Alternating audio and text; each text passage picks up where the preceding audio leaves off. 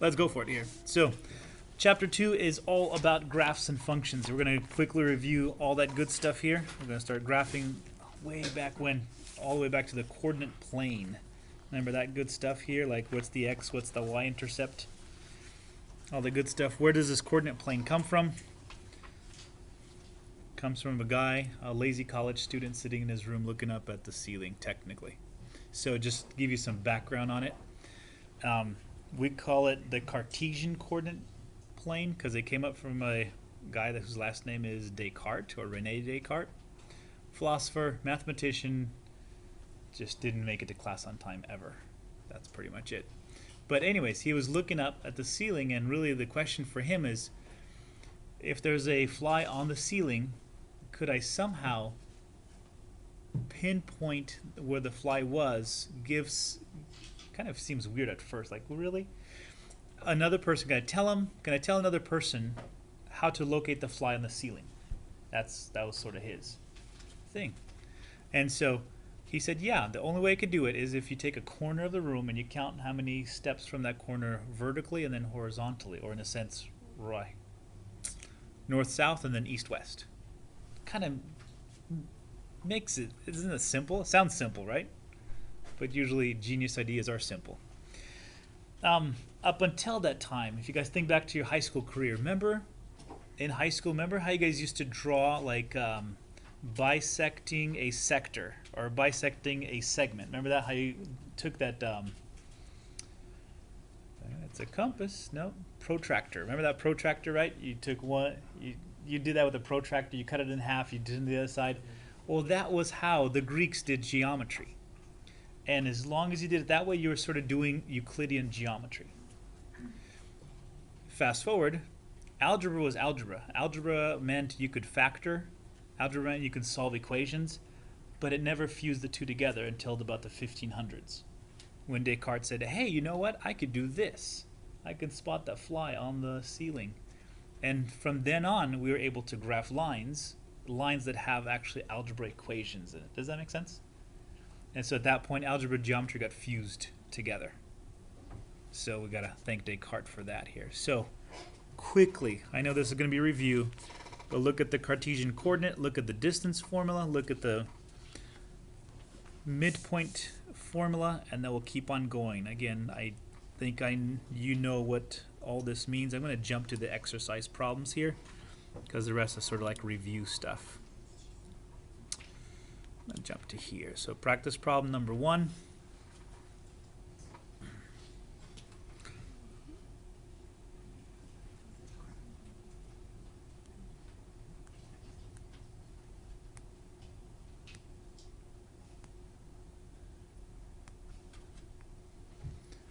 And again, if you need to, go for it just for practice if you need to. If you just say, Mr. H, I'm going to skip out on this one, I'm going to wait a little bit here. That's fine too, by me. So how do we graph things here? So -2, +2 would go -2 means to the left, up 2. Then what we usually do is we put the variable, usually it's a capital letter, for the vertex or a coordinate.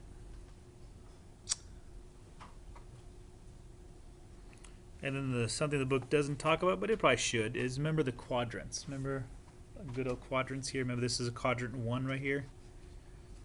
Quadrant 2 is here. Quadrant 3, and then quadrant 4. We'll deal with that a lot more as we get into the mathematics here. Again, we're going to speed through this here.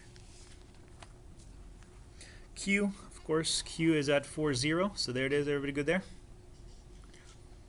And which quadrant is Q on? Ha ha ha. Trick question. Two different answers. You can say no quadrant, because remember the quadrants have to be actually inside. They can't be on the axis. So two correct answers to this one. You could either say no quadrant or you could say the x-axis. Which quadrant's on? It's on the x-axis. Okay, R is 5, -3. Everybody good there?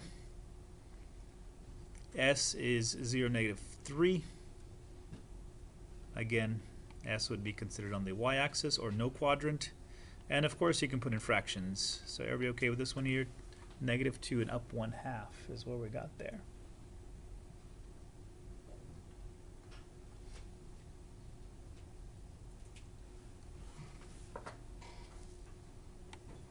All right, I think that was too simple. I understand.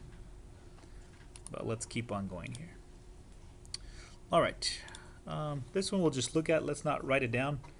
But this is the data in the timetable below showing the prevalence of smoking among adults age 18 years and older. So this is the year. This is the percentage of the population that are smokers. This is kind of cool. Statistically, we can either put just kind of dots wherever we want them.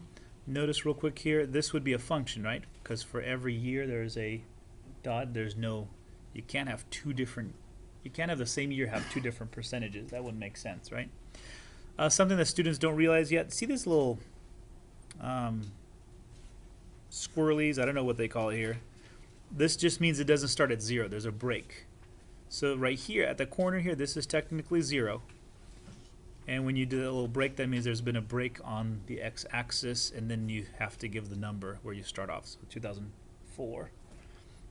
Again, same thing here. There's a 0 down here, but when you get to 18.5, there's this little break just to make sure the data. Anyways, you might see it in statistics if you go into stats. How do we present data? Individual points. Sometimes we can present it by bar graphs.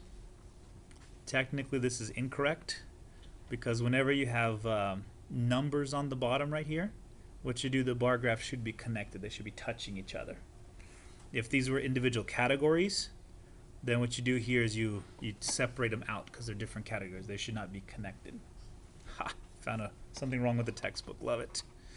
Okay, and sometimes what happens if there is a connection, like years, there should be a connection, right, in the years. So sometimes they'll put a little line that connects each year.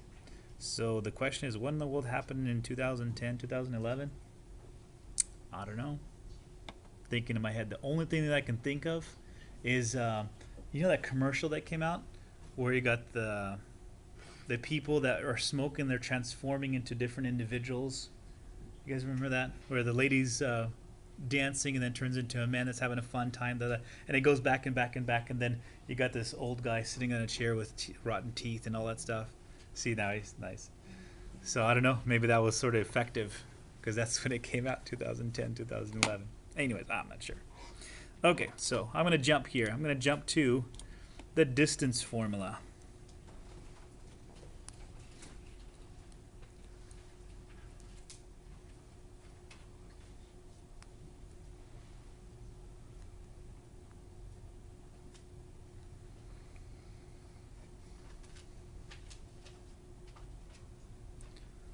All right, this is the definition of it. Again, if you need to write it down, if you want to just run a reference, the page number, it's 159 is the page number. And if you say, Mr. H, that actually looks like the Pythagorean theorem, you are correct. It is based off the Pythagorean theorem, and then you just take a square root of both sides. So it's the difference between the x-axis squared, the difference between the y coordinates, actually, not the axis. All right, there's the algebraic formula, but I always like to give you the geometry visual as well here. So wait a little bit here for people still writing it out. So it's the difference between the coordinates themselves, but it's the summation of them being squared. Okay, how does it look like graphically? There it is, and you can kind of see, yep, there it is. Notice this is the difference of the y values. And when you square it, you add it with the difference of the x values squared, and notice, yeah, you're going to get that Pythagorean theorem right over here. And all you do is you take the square root here to give you that distance. Anyways, there's the geometry formula. So, of course, the easy problem, then the more difficult challenge problem. So, all yours there. And yes, we skipped practice problem number 2. It had to deal with the statistics problem there. Cool, all yours. Find the distance between the points -5, 2 and -4, 1.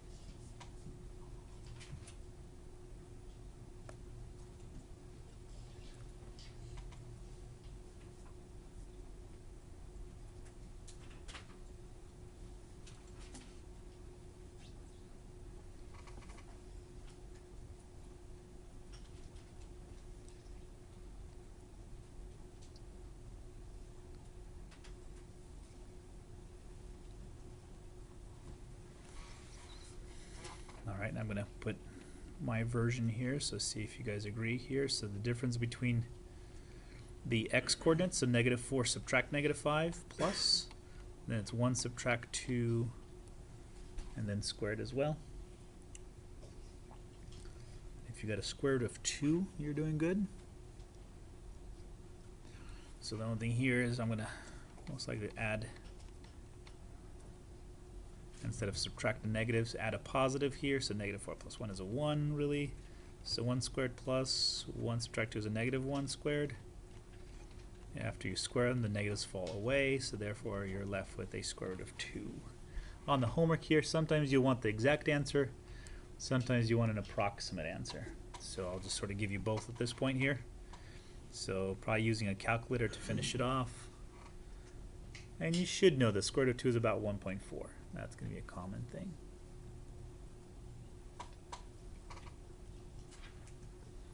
Another one that you should remember quite well is the square root of 3. It's about 1.73. That's something you should sort of have in your mind. Kind of handy, especially when we get to trigonometry. Okay, that was the easy one, of course. Let's look at a more fun problem.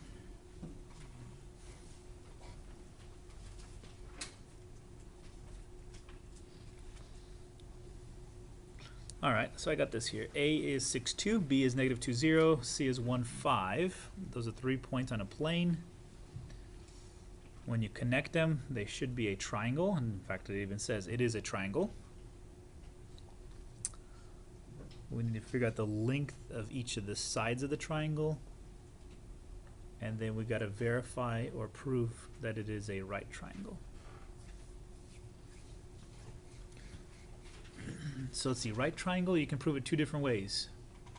You could do it by angles, and you got to prove that they form a perpendicular angle. We're good? If you got to remember that from geometry.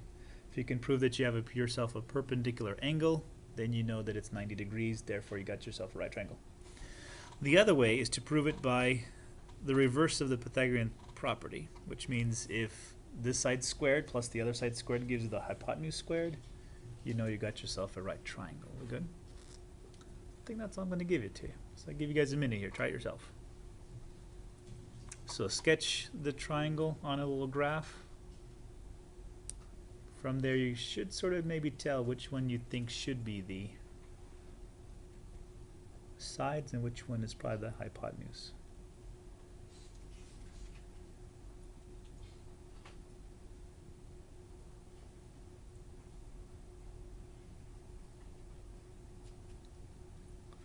Alright, and I'll give out the answer slowly as you're working through it here.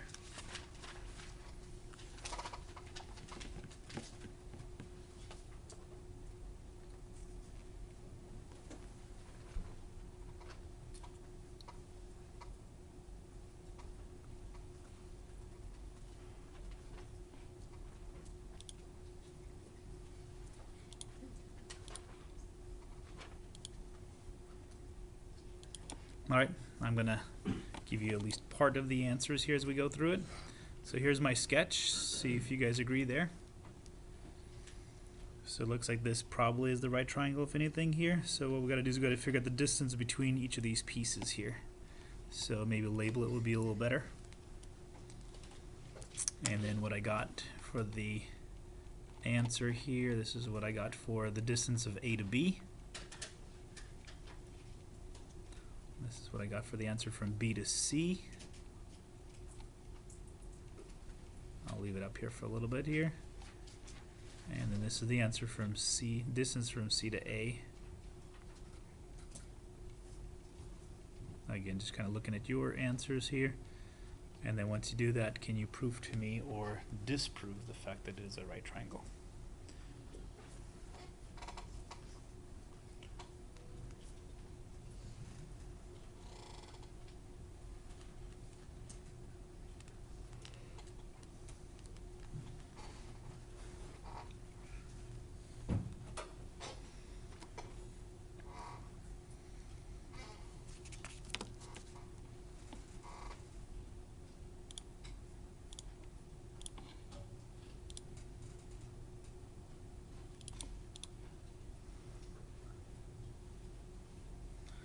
All right, I think we're good to go. If you still need it, you can, I'll show it to you after class if need be here.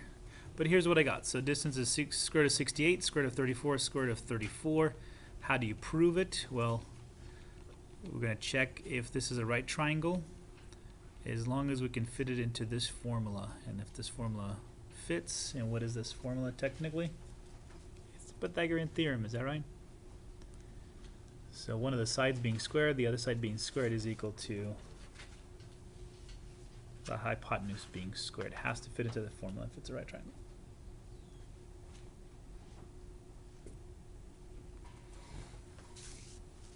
All right, and so again, from the previous slide, that's going to be square root of 34 squared. The other one is another square root of 34 being squared, and this one's a square root of 68. And of course, the square roots drop out, and we got ourselves the correct answer. So because the Pythagorean theorem fits the triangle, therefore it is a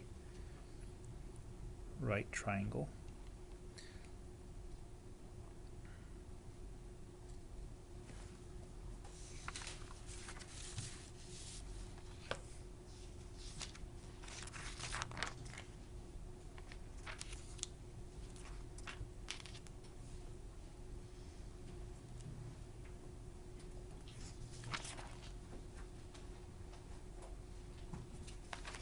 Then there's another proof you got to do. According to practice problem number 4, it says prove also it's an isosceles right triangle. Well, prove the fact that it's a right triangle. How do you prove it's a isosceles triangle? You guys remember what's the definition of an isosceles triangle? It's been so long. Two sides are the same. Yeah, you have two sides that are the same here. So then again, can you pick the two sides that are the same? Yes, you can. They're both the square root of 34. And therefore, I've just proved that it's an isosceles triangle as well.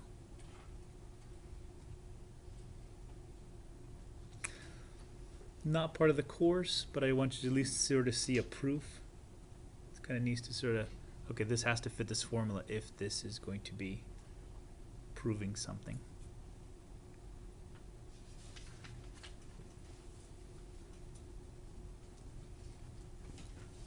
Okay, with that, I think we have time to do one more here real quick. So with this one here, we got the baseball diamond.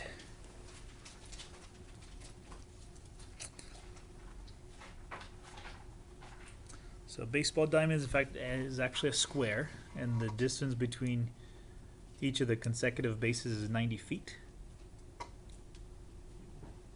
So use an approximate coordinate system to calculate the distance a ball will travel through when the third baseman throws it from third base to first base. Sorry. It shouldn't be third base, it should be second base.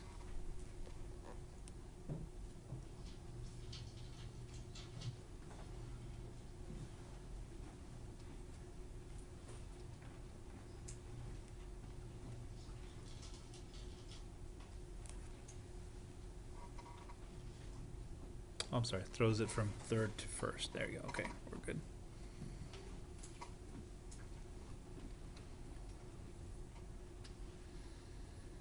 So again, see if you can spot where the distances will be. So you have to draw it like this as well, just to make sure you draw it. Get a green pencil and then a brown pencil.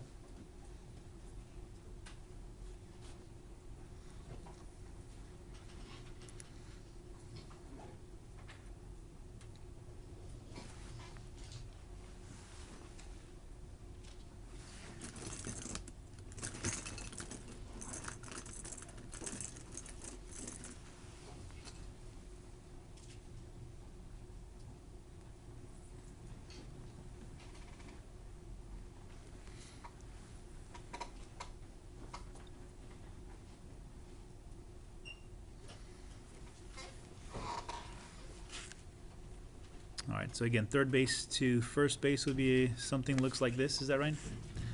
And then the distance here would be 90. Distance here would be 90, so really we're looking at a triangle that looks something like this.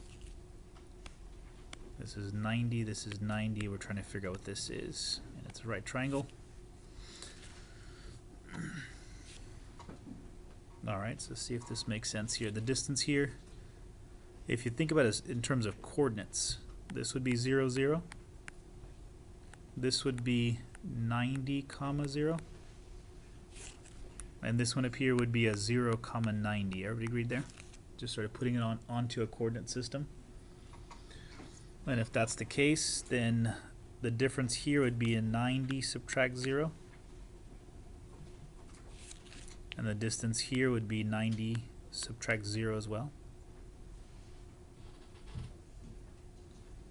Alright, let's do a little bit of math here then. If that's the case, then I got myself the distance, I just call it d, is going to be the square root of, is this going to be 90 squared plus 90 squared? Methinks, is that right? Because it'll be 90 subtract 0, which will still just be 90. Maybe. Alright, I'm going to do a little more work here. I'm going to, a little quick way here. Isn't this really 2 times 90 squared? If you guys agree? Agreed so far? And don't we have a perfect square called 90?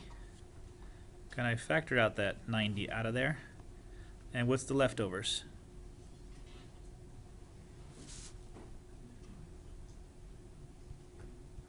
Yeah, just that little multiplier of 2. Are we good there? Okay, and again, anybody with a calculator, approximately how much is that?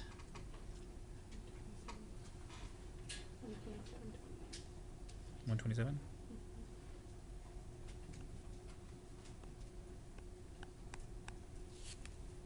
Feet, I think?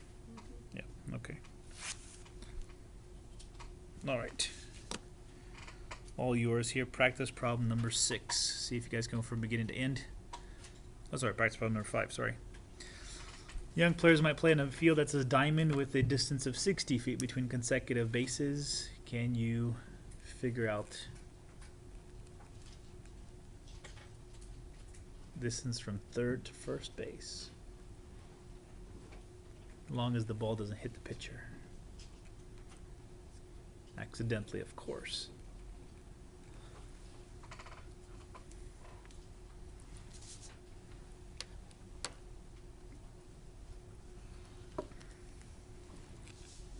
And again, let's maybe do this one a little more algebraically than we did last time, because that was more of a conceptual sort of thing. So baseball diamond sort of looks like this. Here's third base, and we're going from here to here. And again, if we label this as 0, 0, we'll label this then as, we got to sort of turn it a little bit here. So let's turn this into something looks like this. So 0, 0. 60, 0, and this guy would be 0, 60. Sorry for a little bit of the chicken scratch here.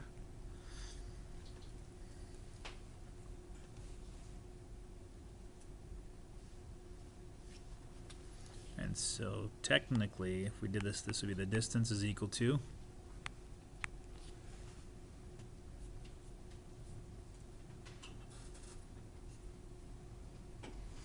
and it'd just be really the distance between these two right here, wouldn't it? It's those 2 points. So it's whichever one you'll label as first one. This would be first one maybe. This would be the second distance from. So x coordinates would go as 60 minus 0 squared plus 0 minus 60 squared, because they're going to change.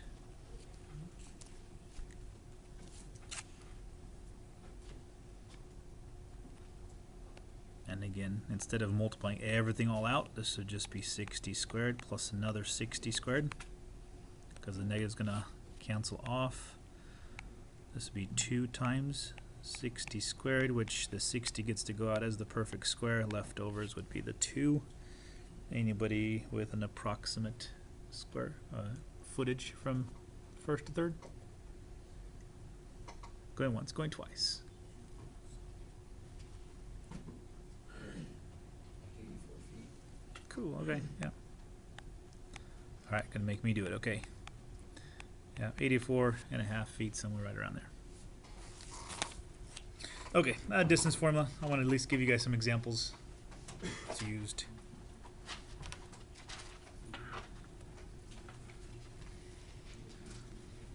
fun part with distance is when you add now speed to it. Then it gets fun. Especially with the fast car. Okay. And then we got one more formula to deal with, something called the midpoint formula. So now we got the distance. Now we get into what's the middle of a certain line segment.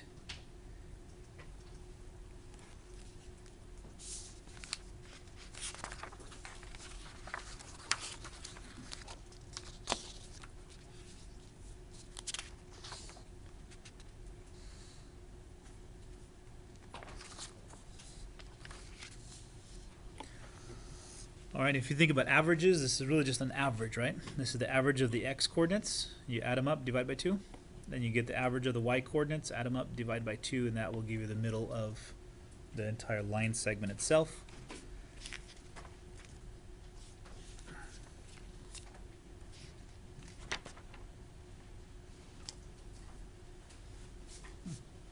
All right, again, geometry sort of example, there it is, or a geometry view of it.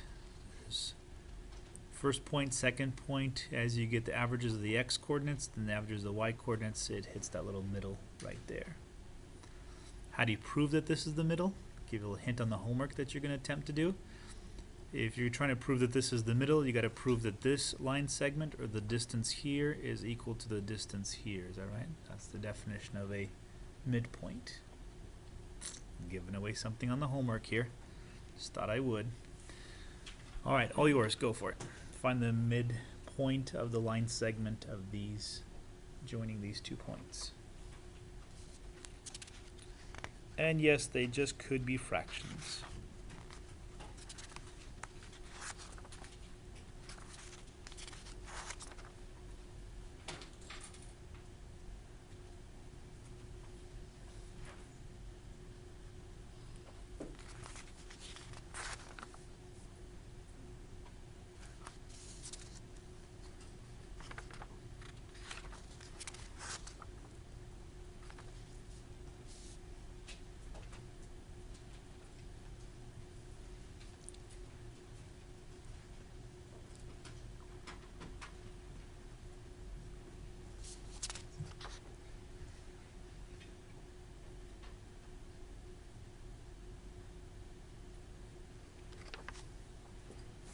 Alright, hopefully done by now. This is what I got here. I'm going to add up the x coordinates, divide by 2, add up the y coordinates, divide by 2, and with that you should get 11 halves and negative 3 halves. Good?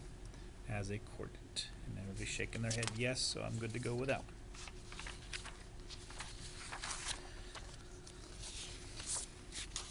one. Alright, so we covered just the Cartesian coordinate system, we covered distance, we covered midpoint.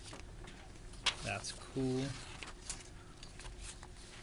Let's go on looking at more of an abstract view of, ooh, kind of cool.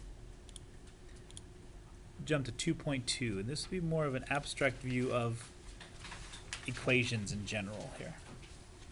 Seen this before, probably mentioned in Math 63, intermediate algebra, but never sort of fine-tuned. We're going to sort of fine-tune here. So what we got to cover? So whole concept of graphing by just plotting points and connecting. How do you find intercepts? And something called symmetries, which probably just mentioned briefly. And then probably a new thing for you, probably equation of a circle. How do we graph circles? What do they mean? What's the definition? What's the equation?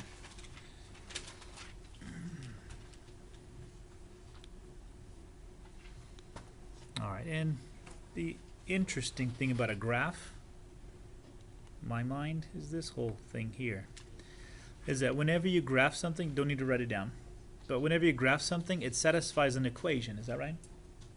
And if it satisfies an equation, what you're doing is you're doing an algebra problem, but you're doing it geometrically. So there's the whole concept of you're actually doing algebra or geometry. You kind of don't know what you're doing because you're doing both at the same time. When you graph a line, whenever you graph a curve, you're technically saying these are the solutions, this is an algebra term, these are the solutions for this equation. So that's kind of cool. That's the only thing that's here. But let's go for it here. Let's jump to this one here. Can you plot in these points, which is what you'll do on the homework here.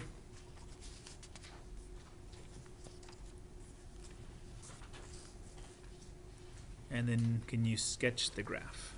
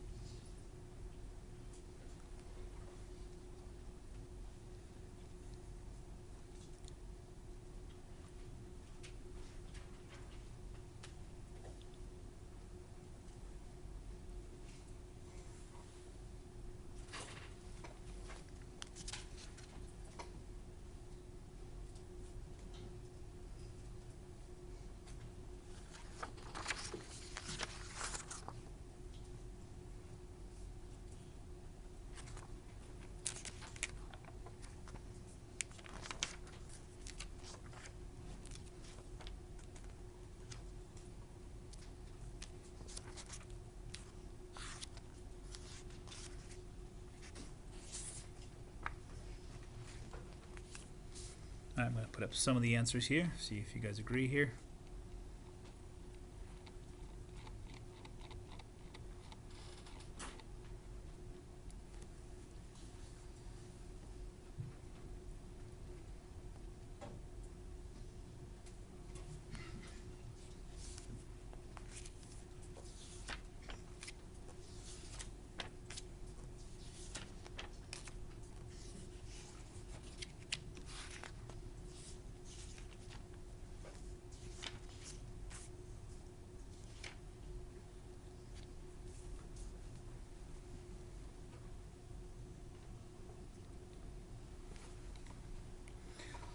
And then the rest of the answers here if you got there. And again, if you got all these correct, then see if you can graph the line connected with a curve in this point.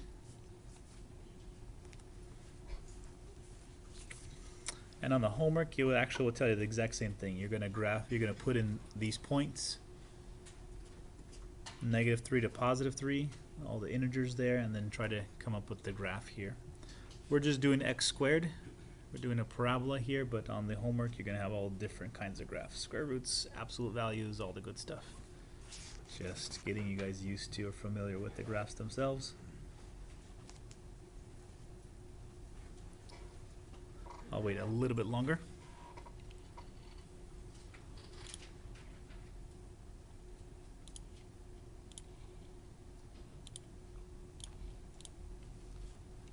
Alright, and the graph. Hopefully you guys did it correctly here. And a parabola, we should know, is not a V shape, it's more like a U shape, just depending on how tight you want it. In this case, there it is.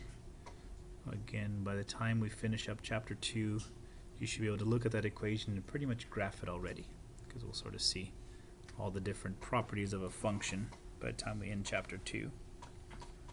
Okay, but let's go for it. First thing we got to tackle is the whole concept of intercepts, and a quick review. An x-intercept, this is where it hits the x-axis, and the interesting thing is all along the x-axis you have this. You have a x-coordinate, and all the y-coordinates are always 0. Is that right? The exact opposite is true whenever you're looking at a y-intercept. All the coordinates along a y-intercept or the y-axis is 0, comma, and then you got that y coordinate here. So we're going to use that to our advantage here. Graphically, this is kind of what it looks like.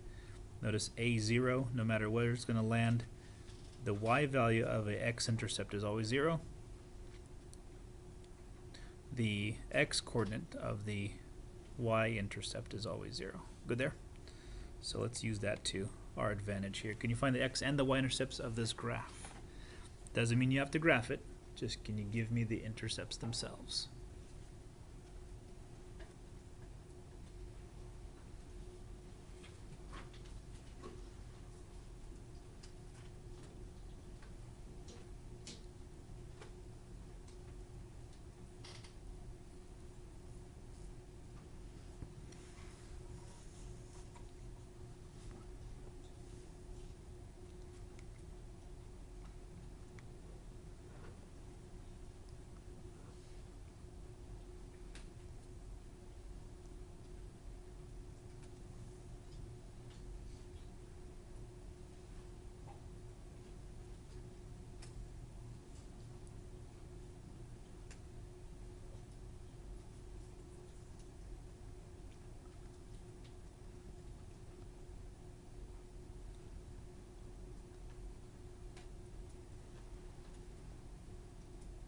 All right, let's go for it here. So x-intercept, if you guys forgot here, remember to figure out the x-intercept, what we're going to do is we're going to put that y equals to 0. That's exactly what happens. So if the y becomes 0, we have something looks like this. Ooh, that's not too fun because now we have to factor. So a number of ways I can get a 2x squared. Just going to be a 2x times x, right? And here's the fun part. How do I multiply to give you a negative 2 at the ends, but if I add it together, it gives me a positive 3? Jason almost gave it to me. Negative 1 and 2. So that, well, the outside term is a 4x. Subtract 1x would give me that 3x that I want. Awesome. Set each of those equal to 0. And solve. How about adding 1 divided by 2? This one we're going to subtract 2. Kind of funny looking. That should be equal sign. Not all the other stuff that's there.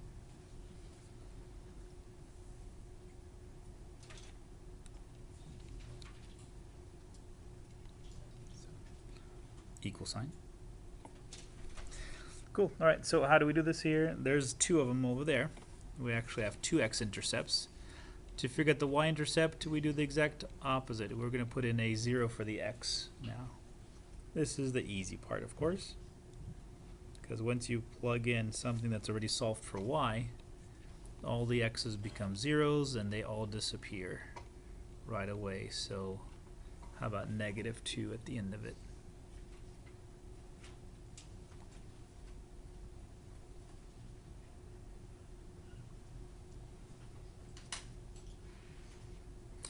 All right, and then you can do one of 2 things here. You can either list them by their coordinates. So you can write this as 1/2 comma 0, then comma, and then you write negative 2 comma 0, then you write 0 negative 2.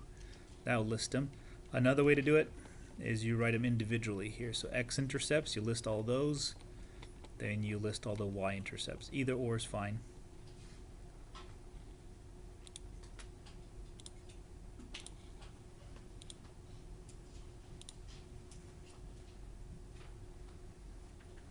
All right, so those are the intercepts. Next thing to do, something called symmetry.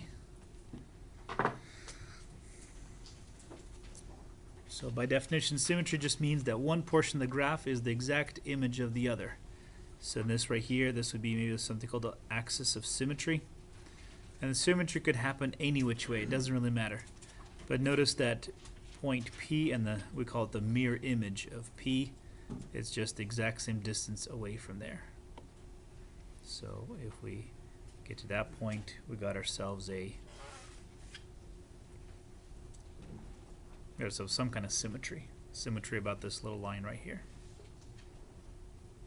But we don't normally want symmetry about any which line. There's 3 specific symmetries we want to test for. The first one is symmetry with respect to the y-axis.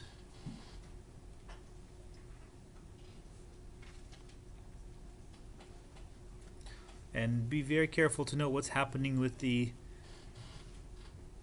coordinates themselves. So notice this red graph, that's symmetric about the y-axis, right? Because you can tell sort of it's distance, equal distance all the time. But notice what happens here. If I have a positive x, positive y, and I do have symmetry about the y-axis, I know I also have a negative x, positive y. Good? Notice for each time that there's symmetry, for the y-axis, the y values are the same.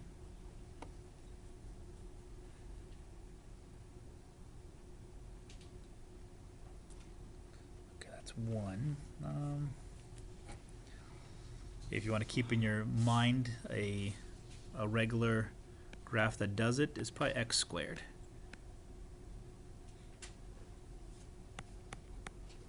Oh, sorry. X squared, right? X squared is symmetric about the y-axis. Cool. Next one. Symmetry about the x-axis. So now notice is the x-axis the x that stays constant. It's the y now that changes.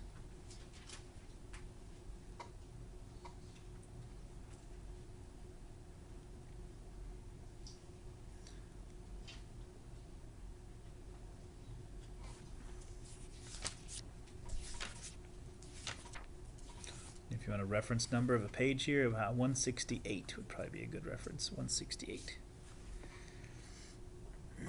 All right, and then another weird one here is symmetry about the origin. We'll have those as well that are useful to know. So this one, it doesn't mean that the line actually has to go through the origin. That's not what it was really saying is. But if you take a positive x and a positive y, it will map also to a negative x, negative y. So if you have something in quadrant 1, you're going to find the exact image of it in quadrant 4. Likewise, if you see something in quadrant 3. Likewise, if you see something in quadrant 2, you should see an image of it in quadrant 4 as well. Good? So sort of it works both ways in all quadrants. Okay, but really what we are interested in is to find an algebraic verification. We want to figure out how do you do it algebraically? How do you determine whether there's symmetry?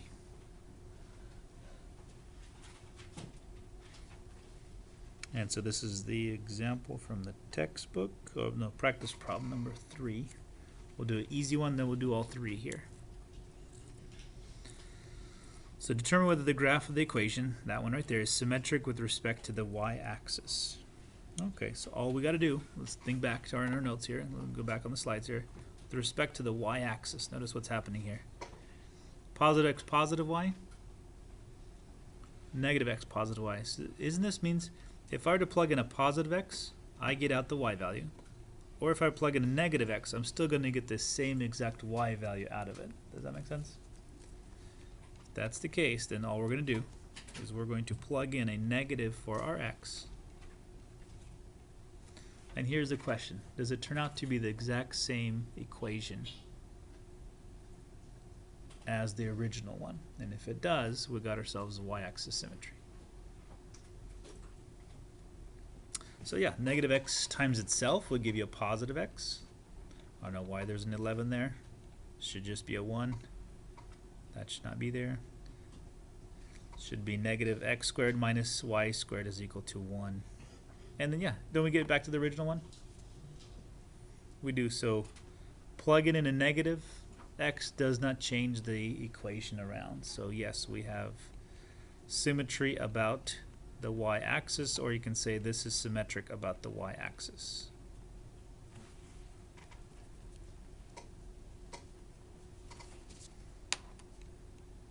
Cool. All right, so let's do this here. Let's check whether this equation here is symmetric about the x-axis, the y-axis, and the origin.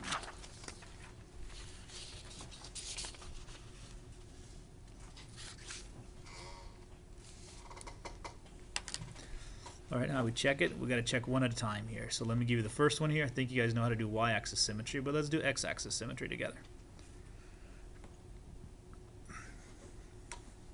Think back to x-axis symmetry. Let's see. The x stayed the same. It's the y that changed this time, right? So we're going to plug it in into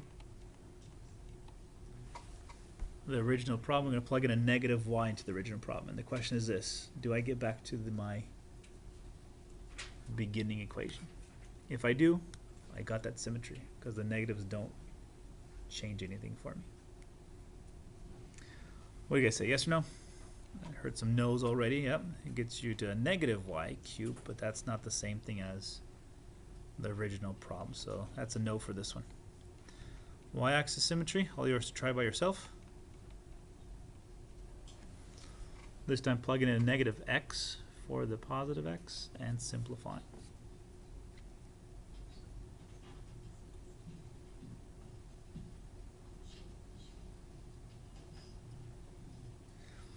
And the question always comes up, Mr. H, can you have all 3? Can you have x-axis, y-axis, and symmetry about the origin? Yeah, you can have all 3. You can have just 2. You can have 1.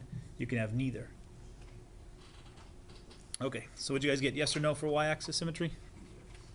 It's a yes. Plugging in negative x over here. When you square something, the negatives cancel, and we're right back to our original equation. All right, then how about symmetry about the origin?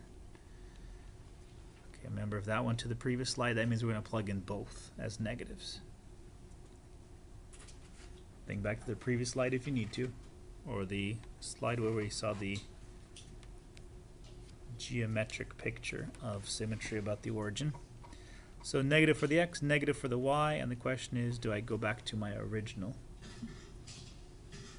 equation?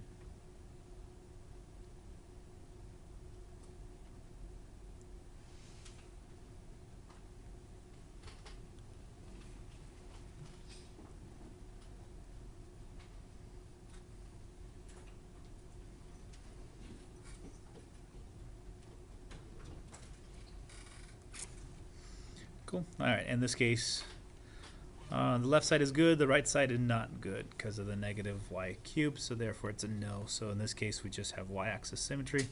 I don't know what this graph looks like, but I know if I can graph the positive x's, I can sketch the negative x's as well. Does that make sense? I can kind of see how that's going to look like there. So let's do one something like that here. So practice problem number 5. You may have to get out your calculator here for a little bit here.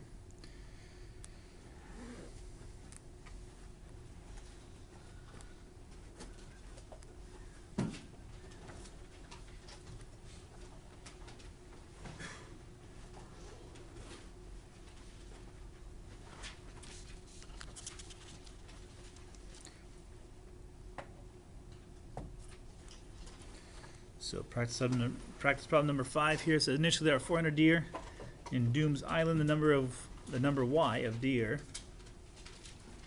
on the island after T years is described by this equation. And again, populations always fluctuate, especially in the ecosystem.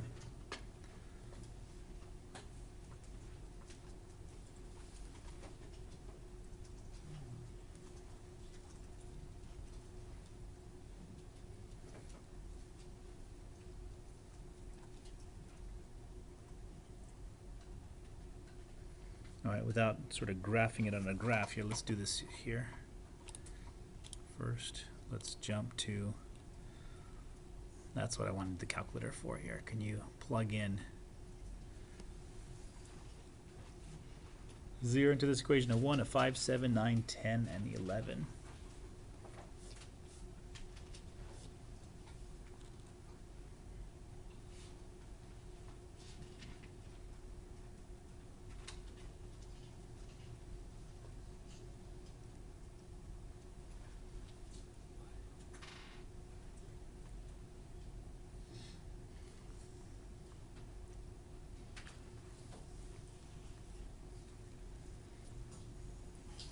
All right, do the first one here. Let's see, plug it into 0, do the tough one here.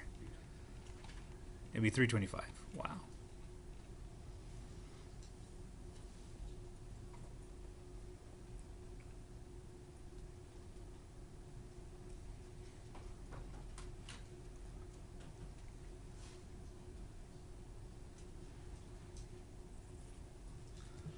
Plugging in a 1 into this situation here, so 1 taken to the 4th power is just a 1. 1 squared is just, times 77 is just 77. And I got myself 1 comma 400. Just kind of double check my math here. Sometimes do this very late at night. I may make mistakes.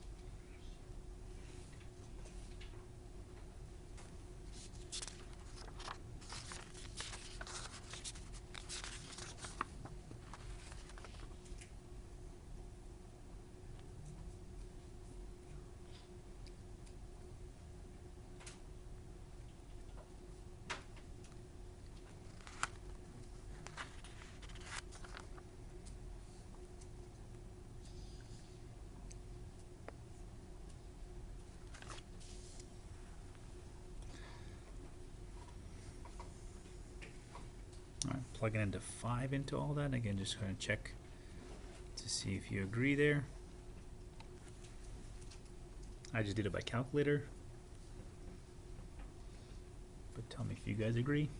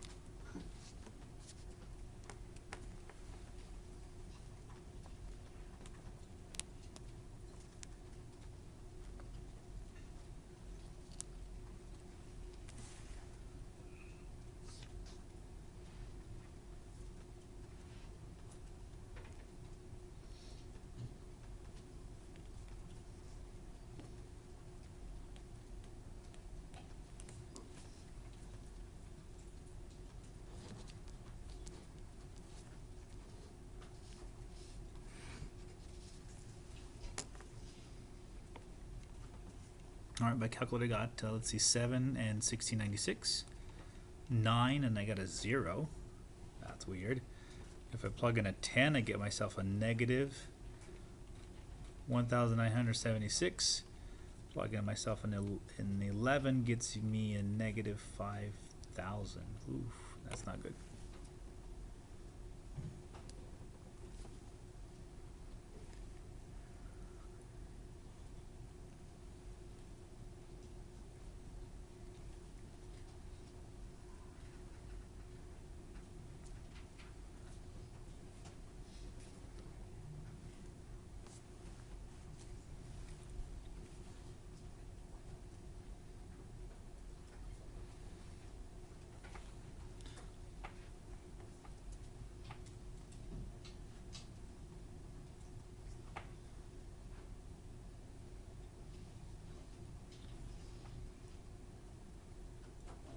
And again, real quick, I'll wait just a little bit, but again, it's just a calculator. Do it by calculator, see what you guys get.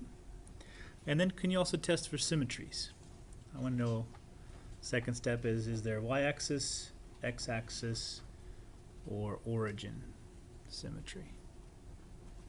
I think you guys know how to do that already here, so all yours.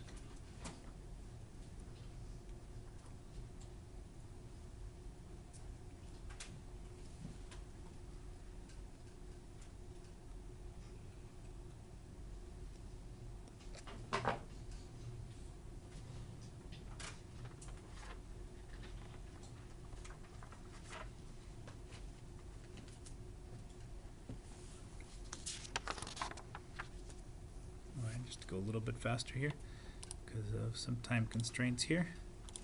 Go back to this here. So symmetry about the x-axis.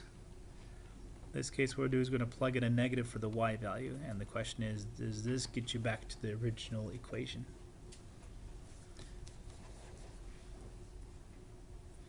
Let's see, you got a negative on that side, so I guess what I'm going to do, I'm going to divide both sides by a negative to get me back to y equals. And when I do that, I get this, and the question is this the exact original equation?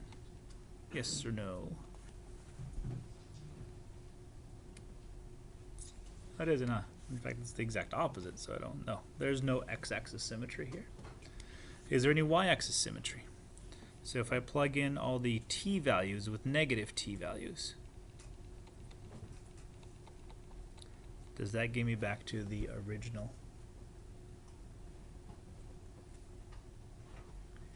equation?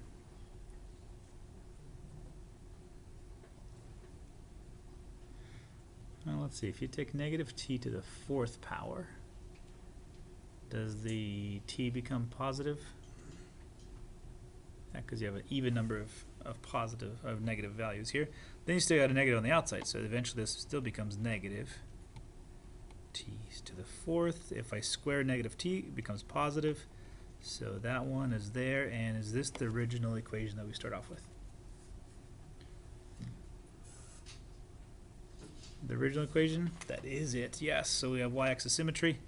So symmetry about the origin, again making the y negative and the t negative at the same time. The question is, do you get back to your original equation? Well, on the right hand side, you get back to the original equation, but you still have the negative y on the outside.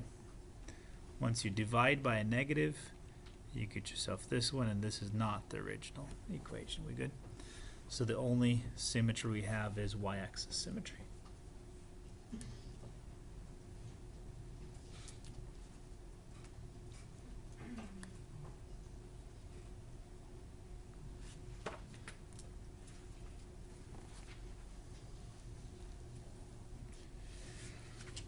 Okay, let me finish it off here. Again, a little bit of time constraints here. So if I were to graph this, the graph sort of looks like this here. Here's my graph. I start numbering things off, and my table sort of helps. Because remember how we went from 0 to 11? So 1, 2, 3, 4, 5, 6, 7, 8, 9, 10, 11, going to 10. Okay, and then we got to really do something here. I didn't put negative values because it doesn't make sense to go negative. But this one needs to be scaled a little bit here. So I've got to think about what should I do the scale right here as. what's the highest it goes? At least according to my calculations, I think it was 1696. Is that right? That was the highest it went from a little table that we did. So I'm going to put 2,000 over here. So 1, 2, 3, 4, 5, 6, 7, 8, 9, 10. So each one of these is 200 apiece. 200, 400, 600, 800, 1,000. 1,200, 1,400, 1,600, 1,800, 2,000. Okay, so initially there was 324.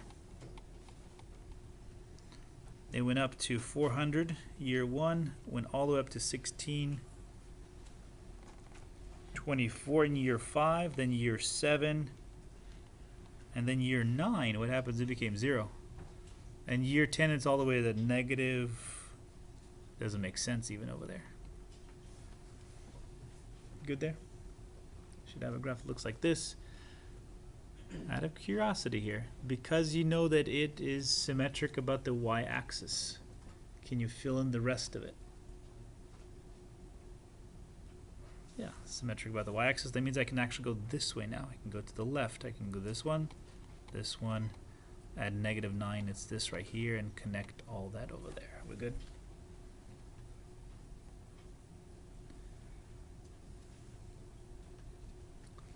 All right, and the last part, so this is the last part here. It says sketch the graph. Read it here, let's see. Adjust the graph in part A to account for only the physical aspects of the problem. What's the physical aspects of the problem? Can't have negative time, right? So the time has to start at 0. And then once you reach 9, there's no more point to go anywhere, right? So I'll just kind of put it in purple here, but there should be a closed dot right here because that's what we started with. Graph like this, a closed dot at 9, and when it stops. So the purple graph is sort of the graph that accounts for just the physical properties. Okay, I think we can get through the next few items here. So we looked at symmetry. We looked at just plotting points by plugging it in. And we looked at intercepts. That's kind of two main things here. Last piece to look at is something. Part C says, when do the deer become extinct? They become extinct in year 9, or at year 9. The circle, that's what we want to look at here. So I don't think you guys did much graphing of circle unless you guys got to I don't know, slips my mind here. Remember when if you got to parabolas and hyperbolas and all that good stuff here, remember that? In pre-calculus we only really deal with the circle because that's the one that's going to give us or get us into trigonometry. That's the one that we want to get us there. So geometric view here it is.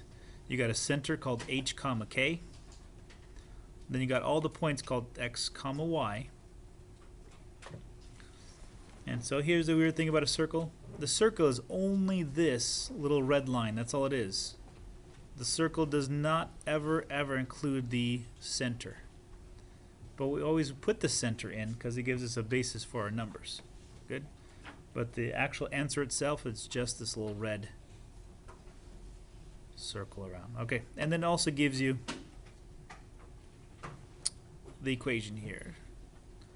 It's x minus h. H is the center, and notice it's x minus h, and the center is h, so it's really the opposite always.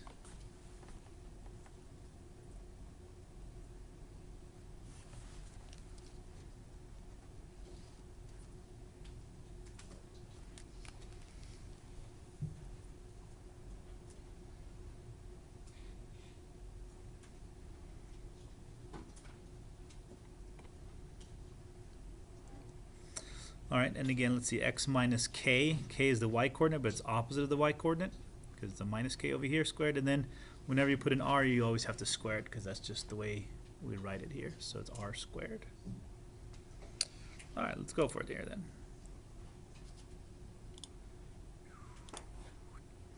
So find the standard form of an equation of a circle with center 3, -6, and has a radius of 10.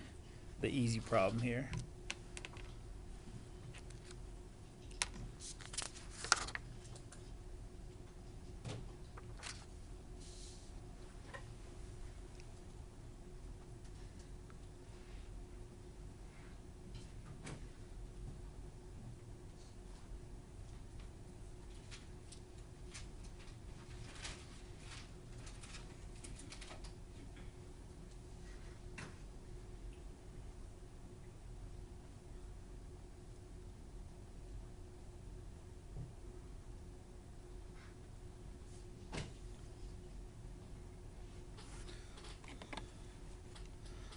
And again, it's always the opposite. So in this case, it's going to be x minus 3 squared. Good there?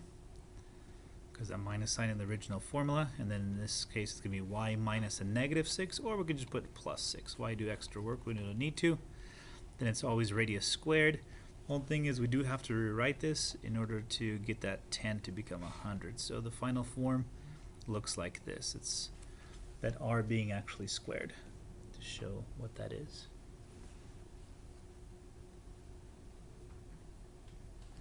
I guess we'll have plenty of time to do some homework questions with it.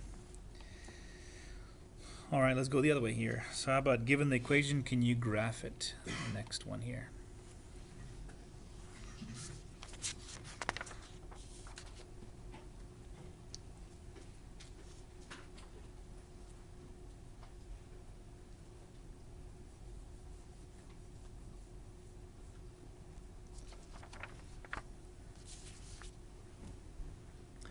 So I guess the one thing we got to know is what's my center and what's my radius. If we can figure that out, we're good. So radius first. Radius is 6 is good.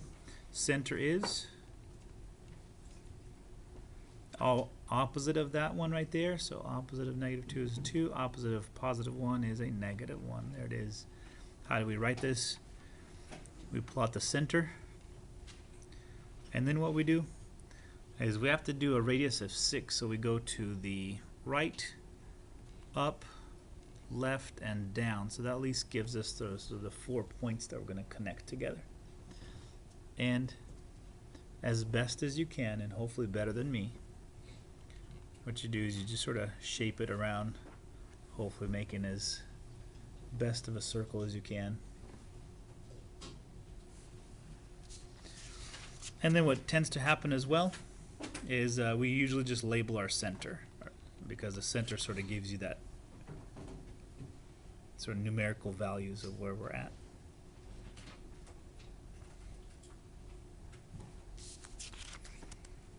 Okay, and again, that's something called the standard form. We went from standard form to a graph.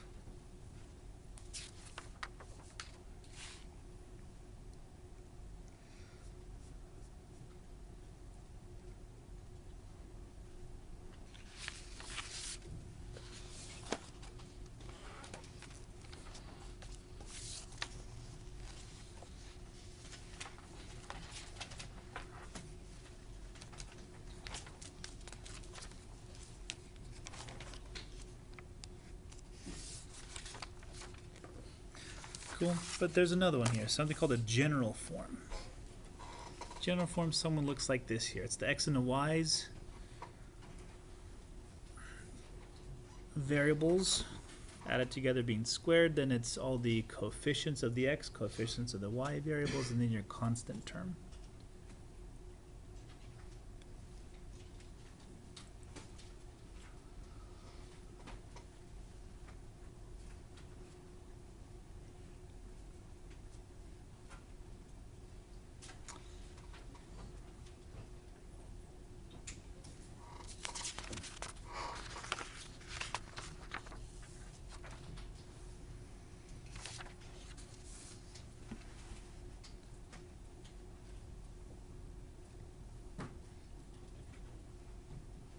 Cool. So this is what we have to do. We have to take it from the general form, bring it down into standard form. From the standard form, then we could graph it. We're not going to go that far, but let's see if we can at least get it from the general form into the standard form. That's what we want to do.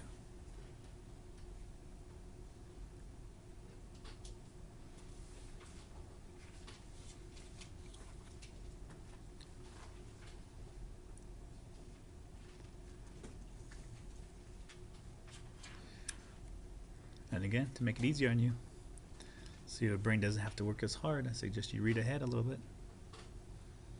Your brain has at least time to rest in between problems.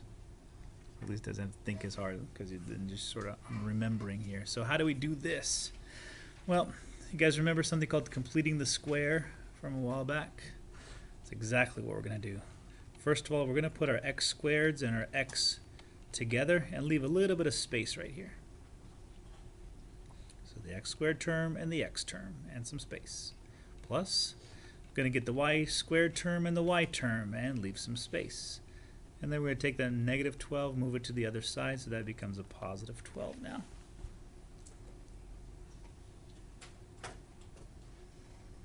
So again, talked about it before. We're going to take this middle term here, the 4x. We're going to take this 4 divided by how much? Divided by 2, right? Because remember, perfect square trinomial doubles the middles.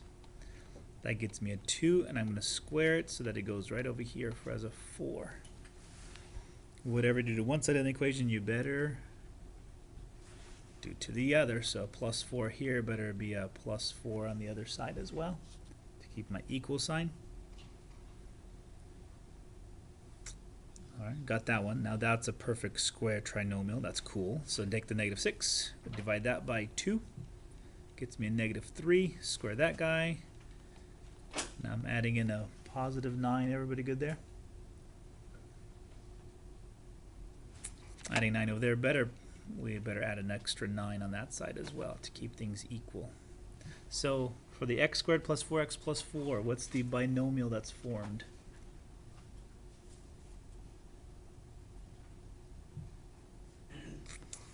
Heard it, something called x plus 2, is that right? The only way you can get an x squared is by x. And it's this term right here right before you squared it. So it's a plus 2 being squared now. Plus,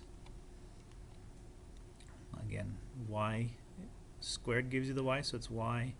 This time it's going to be minus. Again, it's this term here before you square it, so it's a minus 3 squared. Other side, I think I got myself a 25, is that right?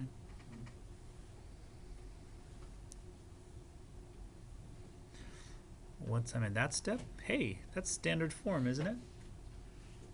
Sure is, right? So give me the radius. What's my radius?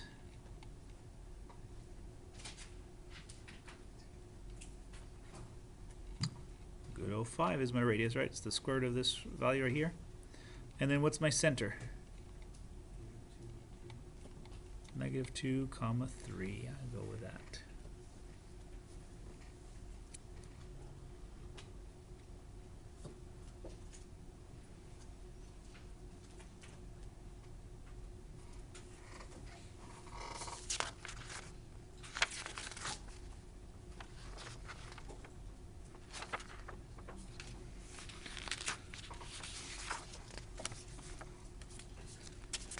I think we can do that. We got 8 problems to do in the next section. Let's do that as well here.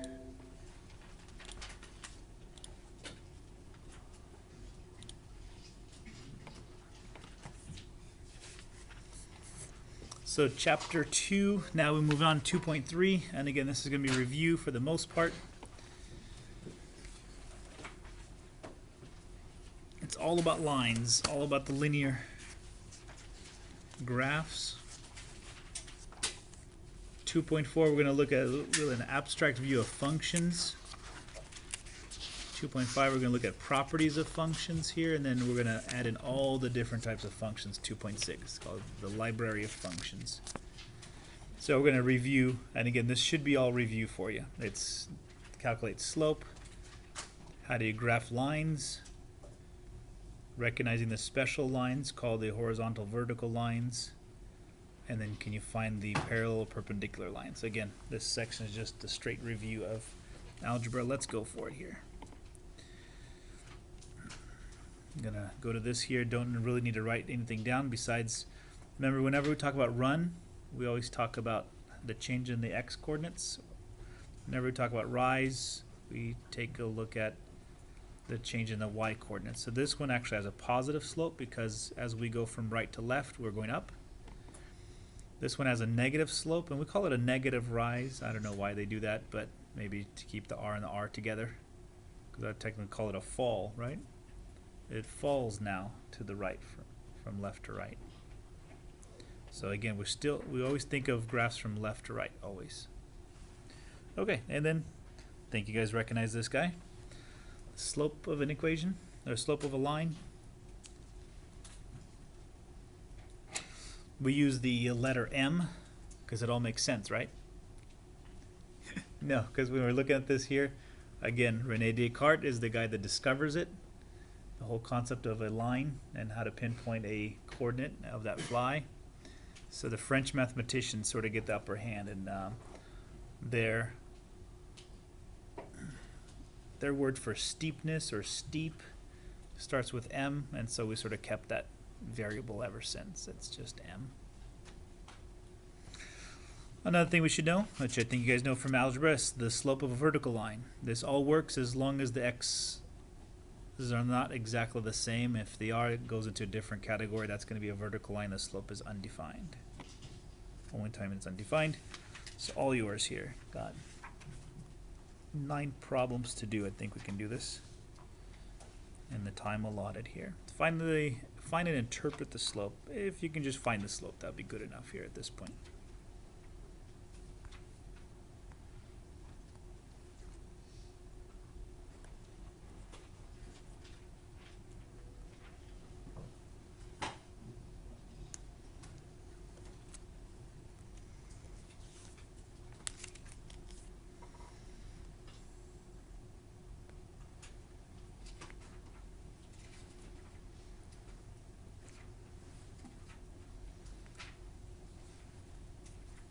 All right, if you got a negative 8/13, I think you're doing good. So negative 3 subtract 5, and a 6 subtract a negative 7. And when you do that, you get a negative 8 on top and a 13 on the bottom, and you're doing good.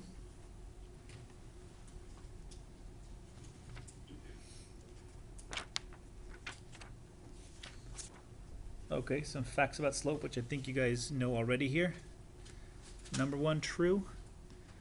Scanning graphs from left to right, lines with the positive slope goes up, and lines with negative slope go down. Or we say they fall. 2, this is probably the one you haven't seen in algebra here, but see if this was correct. If you just take the absolute value of a slope, the bigger the absolute value number, the steeper it is, depending on whether it goes up or down, doesn't matter, but it's just. And again, vertical lines have undefined slope, horizontal lines have a slope of 0, which I think you guys have seen before. And one of the famous equations here is something called the point slope form.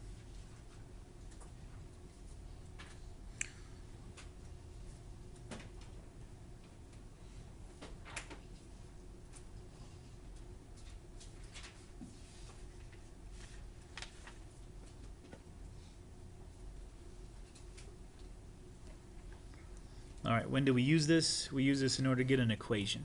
If we already know what the graph looks like, bring it down, we have an equation of the graph here. So practice problem number 2. Using the previous slide, or the point slope form, can you give me the equation? I have a line that passes through -2, -3, and then have a slope of -2/3. That's the easy one.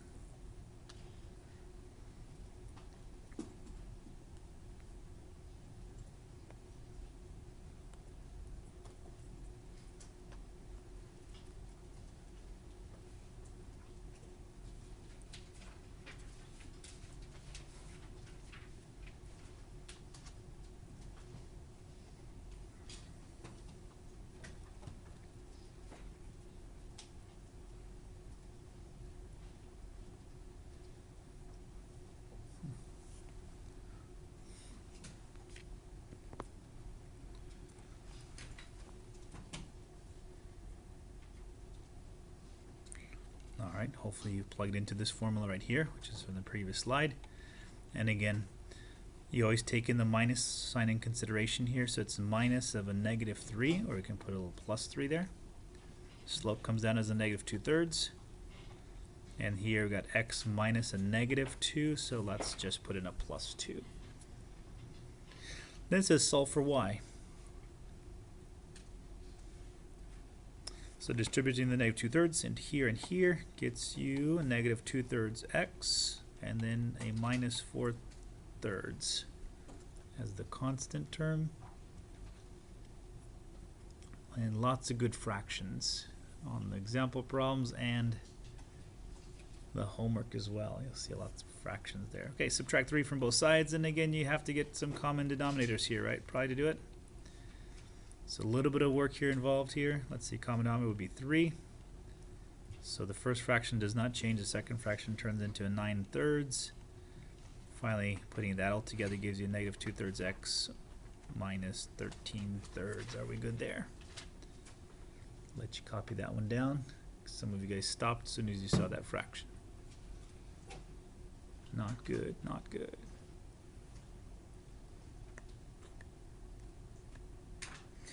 And we have solved it for y, so we're done with that one. So this one is there's kind of two different kinds here. This one fits directly into the point slope form. Because in order to fit into a point slope form, you need a point, which is given. You also need a slope, which is given. Sometimes you can't put it directly into this form. Sometimes you're only given 2 points and you're not given the slope. So you want to still put into this form, but you got to do an extra little step beforehand.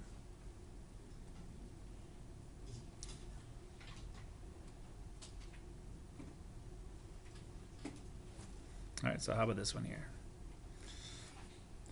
So find the point slope form of the equation of the line that passes through negative 3, negative 4, and negative 6. So negative 1, 6.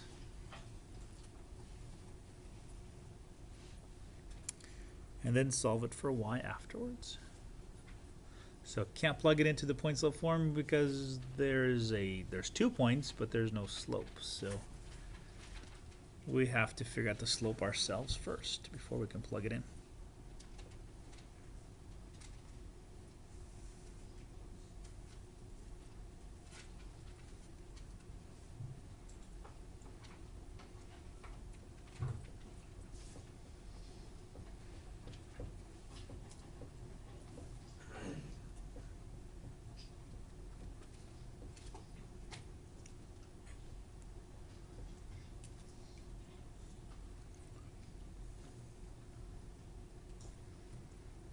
Alright, and I'm going to just see if you guys get the same thing I did here. 6 subtract a negative 4, and it's a negative 1 subtract negative 3. At the end of the day, I get myself a 5. Is that right for my slope? Alright, since I have 2 points, it doesn't matter which one I choose, because both of them are on the line, so then it doesn't matter. Pick the one probably with the least amount of negatives in it.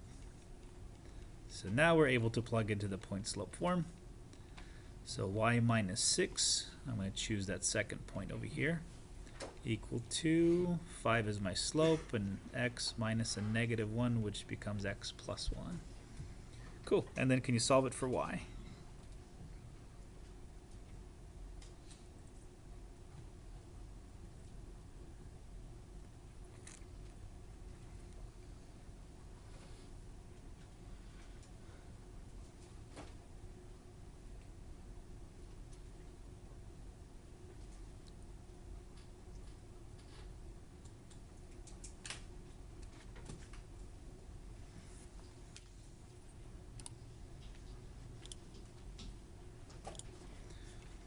Alright, I'm going to write it down again real quickly here. So distribute the 5,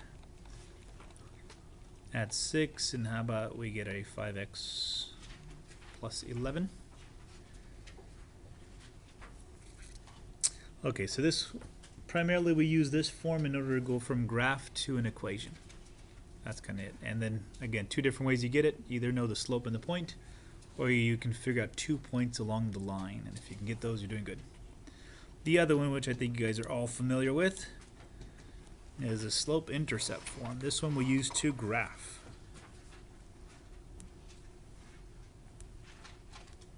Primarily.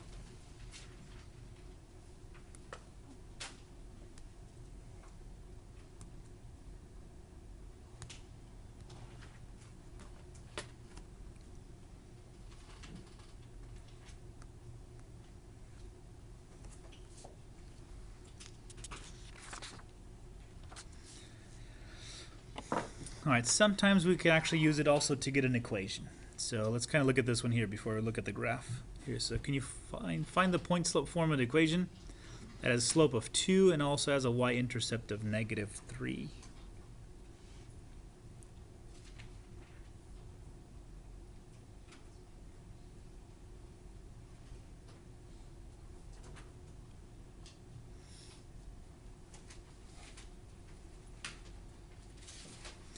All right, so if we use this one here, tell me real quick here, if we have a y-intercept of -3, isn't that the coordinate of 0, -3? So do I have myself a point and a slope? I actually do, huh? But I don't want to use the point slope form. Oh, I want to use the, oh, I'll go with that. Yeah, sorry, the point slope form. Yeah, that is it.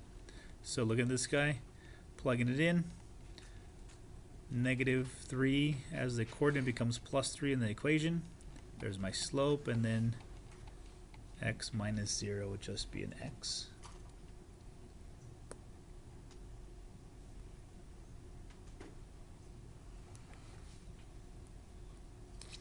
So x minus 0 is just an x. That's going to be 2x then on the left-hand side, or the right-hand side. Subtract 3 away from there, and I got myself the answer. Okay, what I want to show you with this one here. This is the common one. The point slope form is the common way we get the equation. It's not the only way. Because if you look at this here, as long as you have all the components in, m is still your slope, is that right? B is the y-intercept. So if you have everything you need, you could just plug it in directly. My slope is 2, my y-intercept is a -3, and did I just get the exact same thing that I got in the previous one? Yeah, so as long as you know the components, you're doing good. Alright, but you guys are more familiar with graphing using the slope-intercept form. So think about this right here. Think about where is that intercept, where is that slope?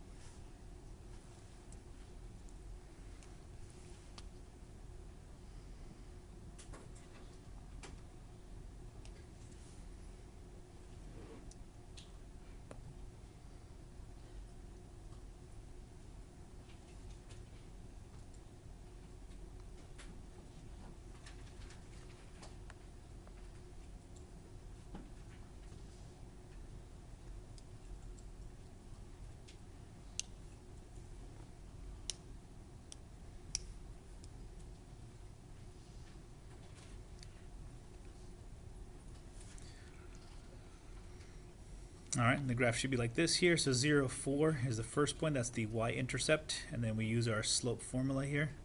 -2/3. Again, we're going to go down 2 units from that point because of the negative. We're going to 3 across and connect with the straight line. Keep on going, put arrows at the end, and we're good to go. Right? I think we know that from algebra pretty well. Just an aside real quick here. Does it have to be the y-intercept?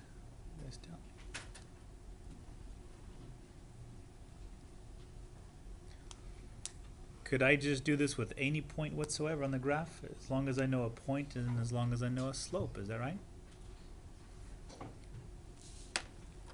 Again, freebie, not even going to charge you for it. Ready?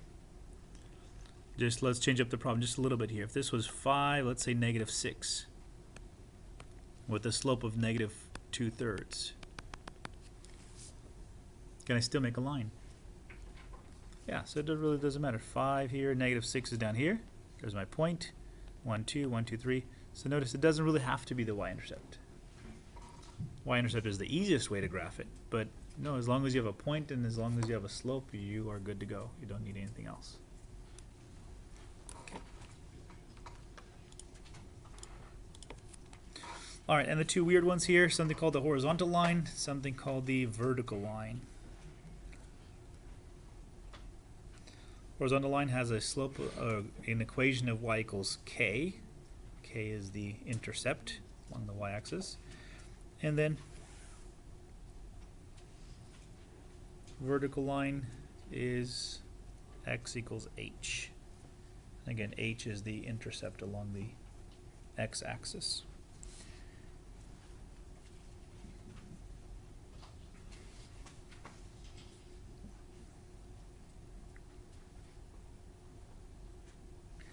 All right, so all yours here. Can you graph these two guys here?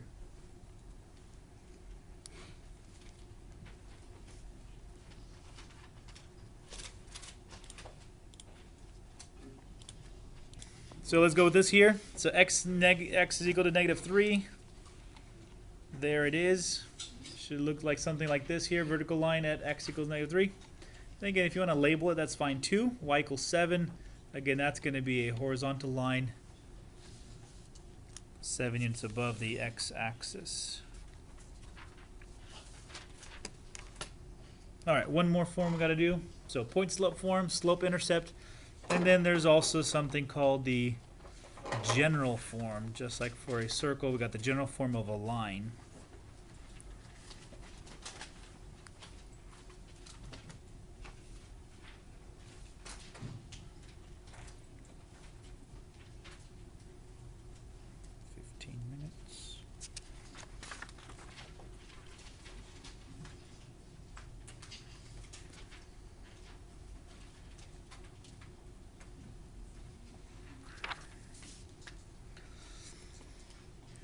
There's the general form.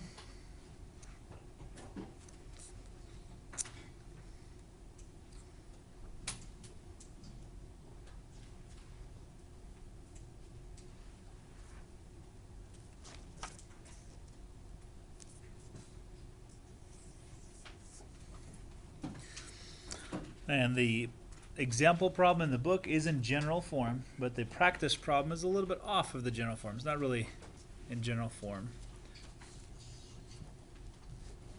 Because the 24 should have been on the other side here. But we're going to sketch the graph of this guy. And quick trivia question here. Instead of solving for y, what is the easiest way to graph this? Oh, instead of solving for y, easiest way to graph this. I'll give you a hint. Ready? Starts with inter and ends with seps. Intercepts, right? If you plug in a 0 into the x coordinate, what does the y coordinate have to be?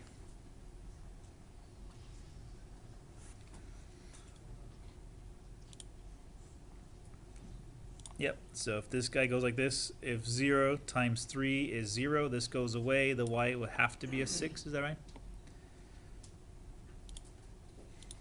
Then going the other way, what happens if I plug a 0 in for the y value? What would have to be the x value?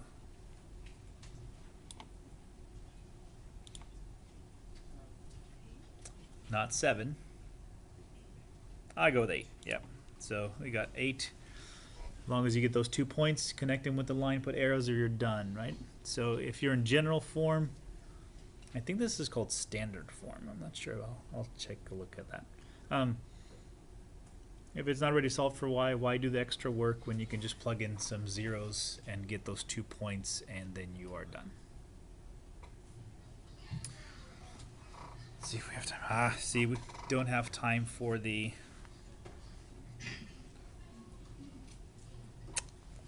fun. We don't have time for this guy here, which is a relation of human height to the femur bone. Another fun fact in anthropology is whenever they find fossils of people, they can date how old they are. And what they use for dating that is the fusion or lack of fusion of the tailbones. And so we know King Tut, when he died, he was about 13, because we know how much of the fusion took place between the tailbones. And like, cool, we can really get it to basically within a few months of his when he died. It's kind of cool to sort of think about that. But this one is the height of a human male particularly. There's a formula. So if we measure If we have a fossil, we only see a femur, a full femur, not the rest of it, we can figure out how tall that person was based upon just the femur. Again, it has to be an adult male. The adult female does have a slightly different formula. That was kind of cool, though. Okay, so a few more things we got to do. The parallel perpendicular lines.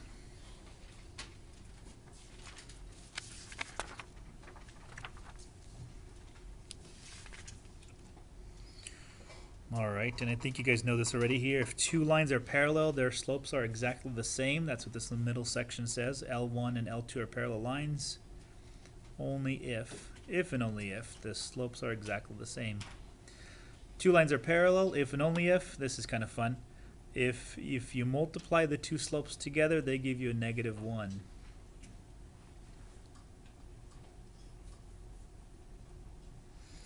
And of course, got to do the other stuff. So any two vertical lines, they will be parallel, of course, and any two horizontal lines will also be parallel. Then any two vertical lines and horizontal lines will be perpendicular, of course, because they'll meet at a right angle. Good, good? Maybe, sometimes. Okay, it's got these two problems to go here. In algebra, I guess we should mention this right here.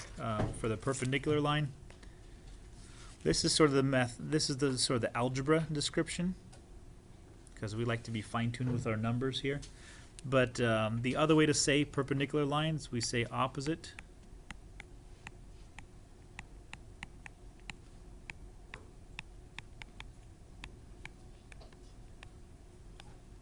reciprocals. So the sign has to be changed, and then they have to be reciprocals of each other. And if you got that, think about it. If you have opposite and a reciprocal, are they going to multiply to give you a -1? Let's take a look at it. Let's see. If I say 3, what's the opposite and reciprocal of 3? -1/3. So if I did this, would that give me a -1? Yeah, that would work.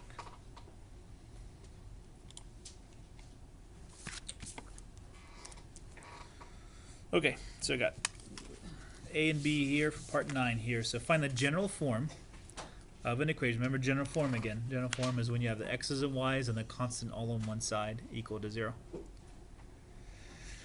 I want the general form of an equation that passes through -2, 5, also is parallel to the line that passes through 2, 3, and 5, 7. Ooh, that's a fun one. Alright, due to lack of time here, we'll do this one together.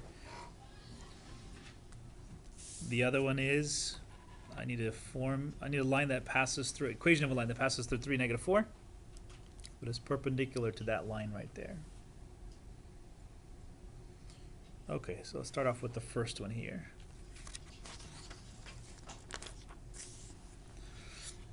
First one, I need this line to go through this point here, but then I need it parallel to the line that passes through these 2 points. So what I really need out of these 2 points is the slope. I don't care about the fact that they go through these 2 points, I care about the slope of this line.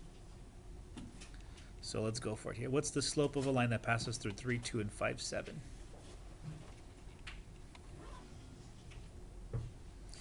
Let's see, difference of the y values, so 7 minus 3. Difference of the x values, so 5 minus 2. And how about I get a 4 over 3? And that is a fraction. Okay, remember we want a parallel line to this. So we want this same exact slope. If it's a perpendicular, we would change this up. So, do I have a point? Yeah, the point, remember, was -2, 5. So I have a point, I have a slope. Hey, I think that will fit into the point slope formula. This little formula right here, is that right? As long as I have a point and a slope, I'm doing good. So plugging in, let's see, the 5 in for the y1. Slope comes in as 4/3. And then, let's see, subtract a -2 or add 2, even better. And then can you finish it off? Even more importantly, can you put it into the general form? Can you get it so everything is set equal to 0?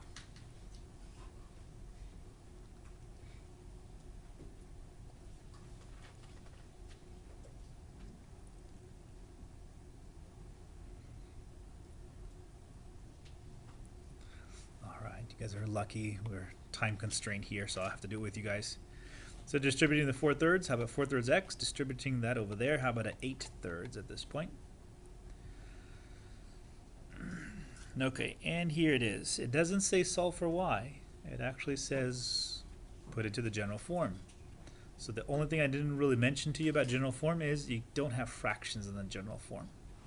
So how do we get rid of all fractions here? Multiply both sides by 3. Would that do it? I'll get rid of all the fractions here, or multiply it through by the common denominators. So 3 times y is 3y. 3 times a minus 5 and negative 15 equal to, then the 3's cancel, leaving us with 4x. 3's cancel again, leaving us with 8. And here's what we're going to do, just move everything over so it's set equal to 0. Doesn't matter which way you move either. Normally what we do is we move everything over to the left-hand side. So subtract 4x, subtract 8, moving everything over. The x goes first, followed by the y, followed by the constant term. That's normally how it's done.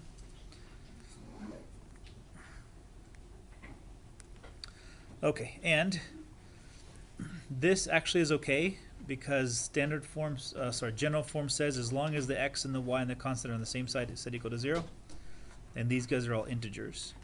Some math textbooks require a little bit more precision, and they say the number, the coefficient in front of x cannot be a negative number. It has to be a positive number.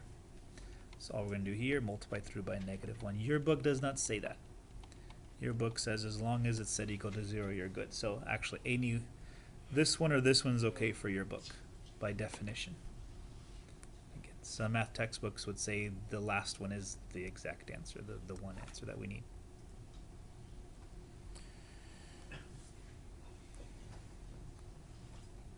Okay, good there. And the last one, I'm going to go back to the problem itself. Now we want a general form of an equation that passes through 3, -4, and is perpendicular to this line right here. So again, just like the previous problem, the only thing I want from this line is its slope. That's all I want.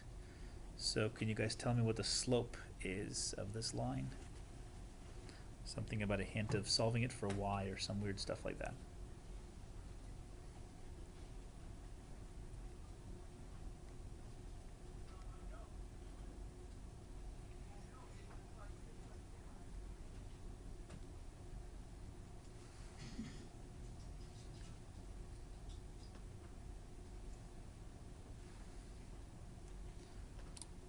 Jump forward a little bit here.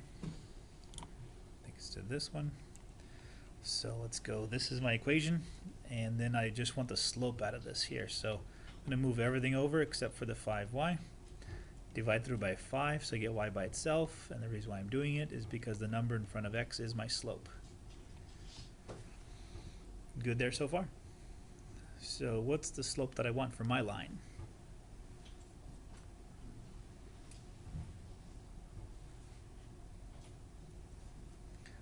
I want the perpendicular slope, is that right? So I don't want -4/5. I want whatever multiplies that to give me a -1, or I want the opposite reciprocal. So opposite reciprocal, how about a positive 5/4? So that's my slope, and what's my point again? That has to go through?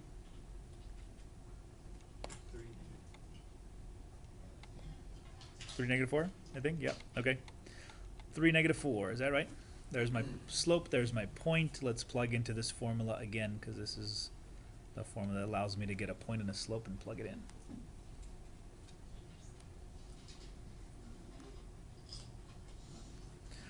Alright, plugging in the -4 turns into a +4. The slope comes in as 5/4, and x minus 3. How about distributing the 5/4? Multiplying both sides by 4 to get rid of any fractions whatsoever. So how about a 4y plus 16 on one side and a 5x minus 15 on the other?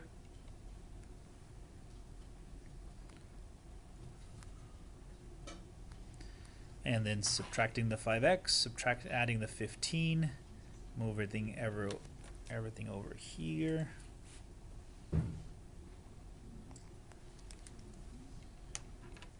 And how about I get this right here? Everybody good there?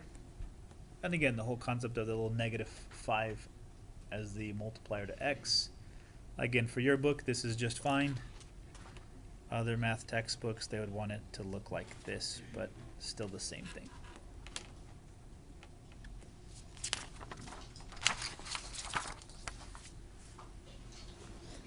And just 20 more seconds real quickly here. Where's all this stuff, good stuff used at? We usually use it model linear behavior. So anything that sort of increases in a linear fashion. And really we use stats for this. So what we do is we plot a whole bunch of points here. In this case it's motorcycles, registered motorcycles in the US per year. So notice as we plot these points, that does look linear, doesn't it? And then in statistics, what we learned, something called a least regression line. Before Miles falls down here, this little red line, it's a whole bunch of number crunching in stats, and Mr. Sowden makes you number crunch at least one of these. And so, what you try to do is you try to figure out the least amount of error between the line and all those points. Once you've done that, now you got yourself a model, and once you got yourself a model, then you can predict the future. Is that right? That's the kind of cool thing about mathematics. So, practice problem number 10, which I don't expect you guys to write down, but predictions using linear regression models, there it is. So in 2014, which is last year, because the copyright to this book is not that much, it's predicting, because of the stuff in past history, predicting 10.22 million registered motorcycles in the US. So of course I had to go crazy and I had to go up to a website to see if that is really true, and there is a website that keeps tabs of all US motorcycle registrations. This is 2012. Then you can sort of get more and more, but it was not that far off. It was kind of cool, and it's by state as well. So I forget, it was like 10.15 I think, so not bad. It was a pretty good